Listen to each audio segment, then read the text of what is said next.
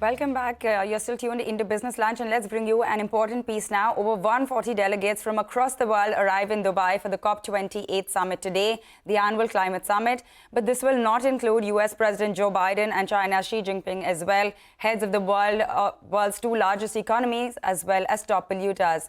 Prime Minister Modi is scheduled to be in attendance today. We have Fast Sports' Palki Sharma, who sent us this report from Dubai. Which is the most important building in the world? You would think it's the White House or the Kremlin or the Indian Parliament, but you would be wrong. As of this week, the most important building in the world is the one that is right behind me, the Dubai Expo Center. In just a few hours from now, thousands of delegates from across the world will descend on this building. Hundreds are already pouring in. These are world leaders, religious leaders, activists, corporate bigwigs. And what is their job? To save the planet, to strike unanimous agreements on how to save the world.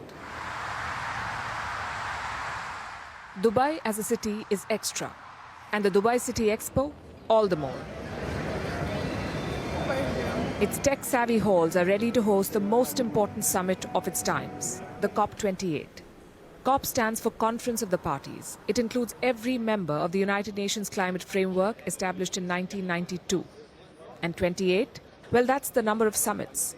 Last year's summit in Egypt was COP27, so this year's summit is COP28. The vibe here, as they say, is mixed. The young Gen Z activists look optimistic, but the veteran bureaucrats look more circumspect. They've been on this rodeo before. They know what happens here is all about political will. So who's attending this time?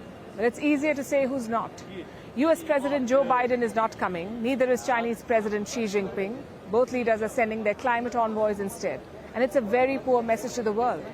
The US and China are the two biggest polluters on this planet. But their presidents are a no-show. Tells you how much significance they attach to this summit. Does that mean the summit is doomed for failure? Maybe not.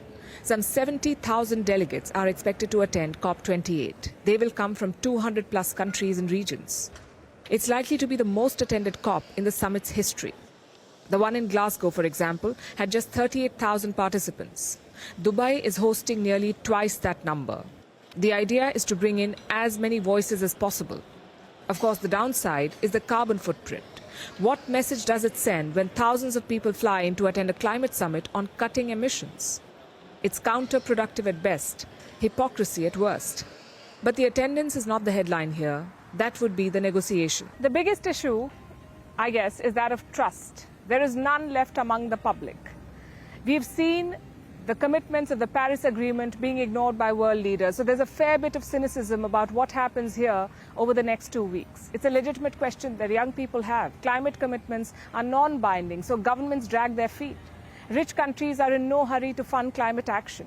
So you could say that expectations are low at this COP summit, which is ironic because their job is to literally save the world. There is also the issue of politics. You would think a global existential crisis would make politicians keep their differences aside. Well, think again. The next year's COP summit doesn't even have a host. Technically, it's supposed to be held in Eastern Europe. But amid the war in Ukraine, Russia says they won't allow it. Tells you how precarious things are.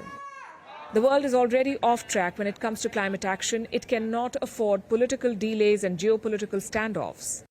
But such is the background of every COP. Politics, double standards, and low expectations. It may not be the best bet to tackle climate change, but right now, it's the only one we have.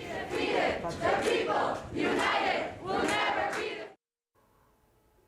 All right, COP28 underway in Dubai. Moving on then back